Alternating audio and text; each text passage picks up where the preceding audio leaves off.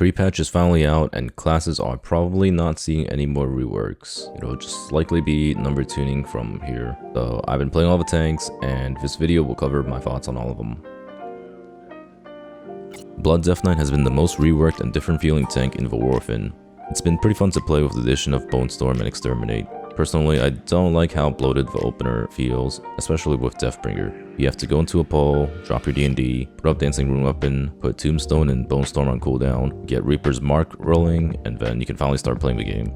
The Death Strike changes were well needed in my opinion for a healthier Blood Decay gameplay, but it does lead to a couple of problematic interactions. One is the double Death Strike scenario. When one Death Strike isn't enough to bring your health to a threshold that lets you survive the incoming attack, you would normally hit a second Death Strike, but this second Death Strike is now insufficient in healing. It's a rare scenario in most M+ scenarios, but it was once a natural way of playing and is now heavily punished. The second is using Death Strike strictly to not overcap your runic power, which can lead to smaller subsequent Death Strike healing. Overall, this nerf shouldn't affect DK's survivability as much as it seems. It is looking to be one of the strongest tanks currently. The Deathbringer tree is currently the stronger hero talent even after nerfs, and it's super satisfying to hit those Exterminate scythes. And Blood Decay is doing some of the highest overall damage right now, but it doesn't provide a raid buff the same way some of the other tanks do. It also survives extremely well, especially with how much more reliant other tanks are on healers now in War Within. This will be by far the biggest appeal to playing Blood Decay M+, which is kind of what it was like before. It's just the self-sustained tank, but it will require a little bit of healing in certain scenarios, like the ones where I've mentioned you can't necessarily top yourself with a single Death Strike anymore. Right now, on beta, Blood Decay definitely feels like a contender for the top tank spot with how strong their defensives are and how powerful they are offensively, but I don't know how well this leads into the very highest keys when the game goes live. Generally, Blood Decay falls off as you go into higher keys because of how much more susceptible they are to getting killed from 100 to 0 before you hit Death Strike, with larger poles and infinitely scaled mobs. Before the tank nerfs, Blood Shield was a way for Blood Decay to have a higher effective HP pool, but the nerfs to Death Strike and the nerfs to Blood Shield heavily impact that part of Blood Decay, and it does make them a lot more vulnerable in these situations where you don't have as much effective HP to stay alive. I have tried Blood Decay in some of the higher keys on beta, and it was starting to get to that point, but it's very hard to gauge off of beta dungeons. On beta, we're basically playing full YOLO as if it was a pug, so we don't actually get to see the fullest potential of what we can do in M+.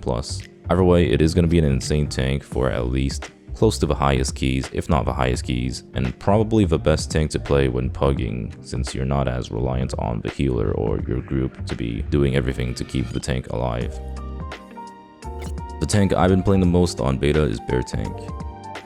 Elun's Chosen is currently the better choice for the M+ hero talent, and it's not actually even close. It plays very much the same as Old Bear, where you just mash your buttons, except you do have Lunar Beam now, which is a powerful cooldown offensively and defensively on a pretty short cooldown. Even though it's super simple to play, I've actually been really enjoying Elun's Chosen and doing extremely well with it. I know some of you guys hate Bear Tank for how boring and simple it can be, but for a lot of us bear enjoyers out there is something cathartic about just mashing the same few buttons over and over. I do feel like when I'm playing tank, or Bear Tank specifically, I can focus more on the game rather than staring at my UI and figuring out how to manage all my defensives and mitigation and optimizing my damage rotation. The tank nerfs do make Bear require a bit more healing here and there, but Bear is still largely self-sustainable.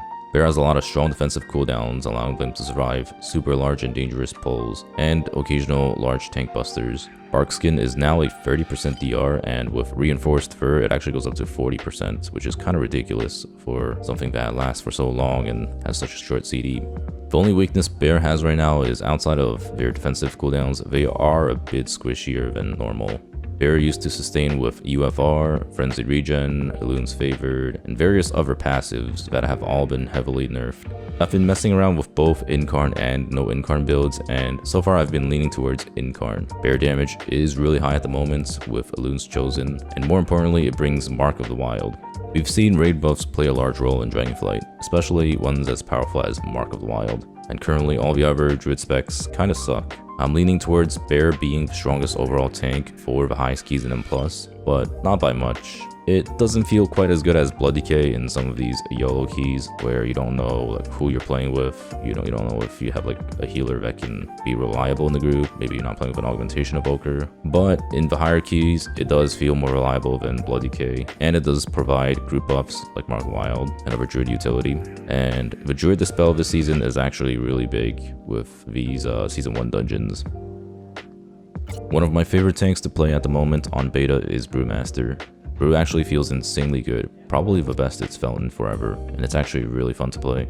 It still has just as many buttons as before, but the opener is much simpler and quicker. Basically the opposite of what has happened with Blood Decay. Before, you had to drop your White Tiger statue, keep rushing Jadewind up, use Weapons of Order, Bone Dust Brew, Exploding Keg, then you can finally play the game. Now it's just Weapons of Order and Exploding Keg and just go ham.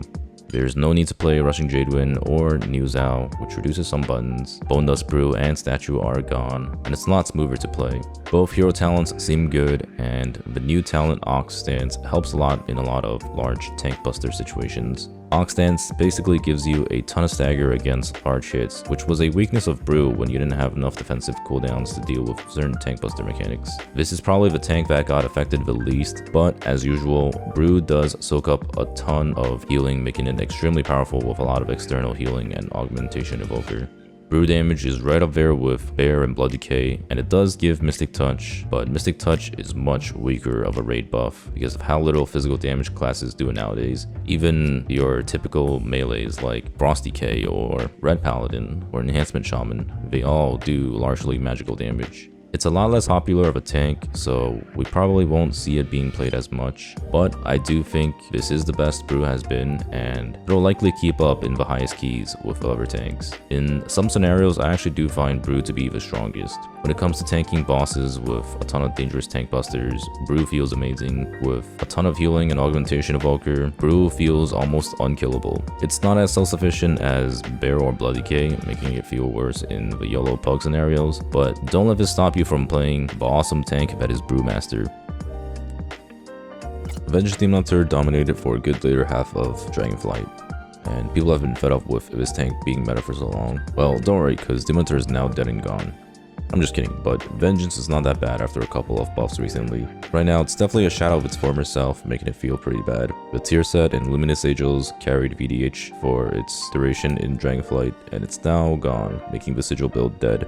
Well, Illuminated Sigil is not gone, but it is heavily nerfed. Right now, it feels like older versions of Demon Hunter with the double brand build, just a lot weaker.